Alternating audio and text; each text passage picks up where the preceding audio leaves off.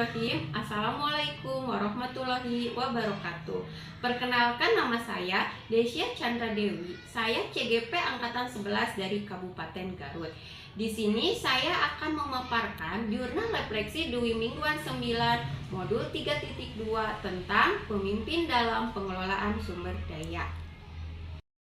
Baik, di sini saya akan memaparkan tentang jurnal refleksi Dwi Mingguan 9 modul 3.2 tentang pemimpin dalam pengelolaan sumber daya. Di sini saya menggunakan model 4F atau di istilah Indonesianya 4P. Yang pertama adalah fact atau peristiwa, yang kedua feeling atau perasaan, yang ketiga binding atau pembelajaran, dan yang keempat future atau penerapan. Baik, kita bahas satu persatu. Yang pertama adalah fact atau peristiwa. Modul 3.2 ini dimulai pada tanggal 23 Oktober. Seperti biasa dimulai dengan mulai dari diri. Kemudian pada tanggal 24 Oktober dilanjutkan dengan eksplorasi konsep dan juga forum diskusi.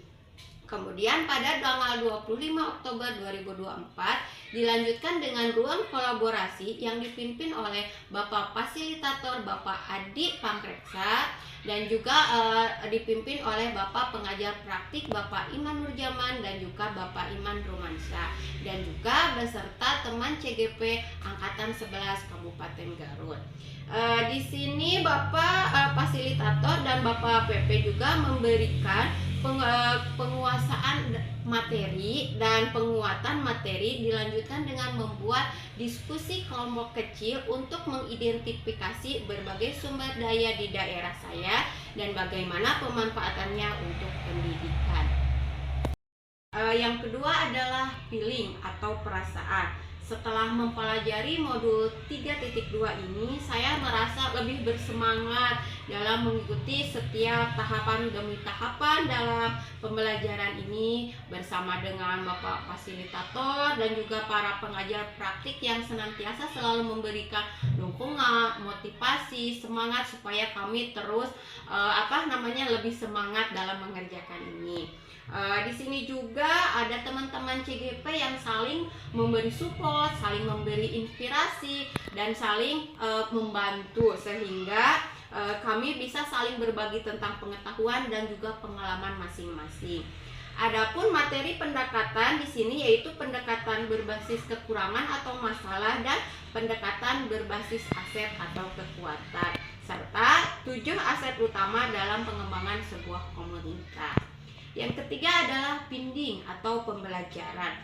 Proses pembelajaran modul 3.2 ini memberikan pengetahuan terkait konsep ekosistem, pendekatan berbasis kekurangan atau masalah, dan pendekatan berbasis aset kekuatan.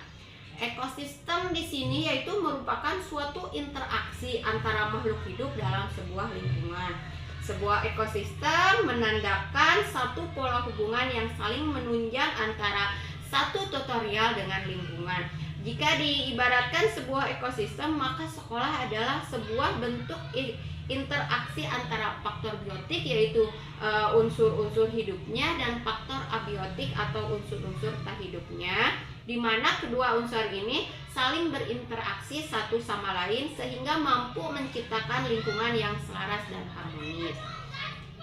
Dalam ekosistem sekolah, faktor biotik akan saling mempengaruhi dan membutuhkan keterlibatan aktif satu sama lain. Jadi di sini saling menunjang satu sama lain demi tercapainya tujuan pembelajaran dalam ekosistem sekolah.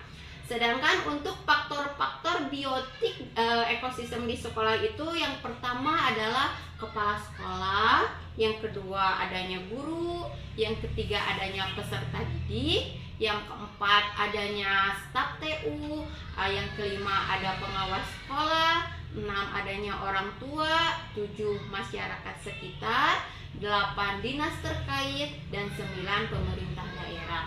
Yang di sini unsur-unsur biotik di sini tuh saling membantu demi tercapainya tujuan pembelajaran yang lebih baik dan mengarah ke yang bersifat lebih positif. Sedangkan untuk faktor abiotik di ekosistem di sekolah itu ada 3 ya. Yang pertama adalah keuangan, Yang kedua, sarana dan prasarana, dan yang ketiga adalah lingkungan alam. Adapun 7 modal utama dalam membantu menggali sumber daya yang menjadi aset sekolah, diantaranya yang pertama adalah modal manusia, yaitu yang mencakup kepala sekolah, keterampilan dan pengetahuan yang dimiliki guru, kepala sekolah, peserta didik, pengawas, dan PTU, dan lain-lain. Yang kedua adalah modal sosial, yaitu di lingkungan sekitar sekolah. Yang ketiga modal politiknya. Yang keempat modal agama dan budayanya. Yang kebetulan di sini sekolah kami itu berdampingan dengan pesantren, jadi saling antara pesantren dan sekolah itu saling mendukung. Yang kelima adalah modal fisik. Yang keenam modal lingkungan alam. Yang kebetulan kami berada di daerah pertanian, banyak-banyak sawah, ada sungai dan banyak pohon-pohon yang menghasilkan udara yang bersih sehingga sekolah menjadi lebih segar. Dan yang ketiga adalah modal finansial. Yang terakhir adalah modal finansial. Baik, yang keempat adalah tahapan keempat adalah future atau penerapan. Di sini saya menggunakan 2 tahap. Yang pertama adalah dengan pendekatan berbasis aset dalam meningkatkan mutu dan layanan pembelajaran yang memungkinkan tercapainya tujuan pembelajaran yang lebih baik. Dan yang kedua adalah fokus pada kekuatan sehingga menjadikan inspirasi sebagai modal dasar melakukan praktek baik di sekolah. Mungkin untuk pemaparan jurnal refleksi 2009 dari 3.2 itu saya cukupkan sekian.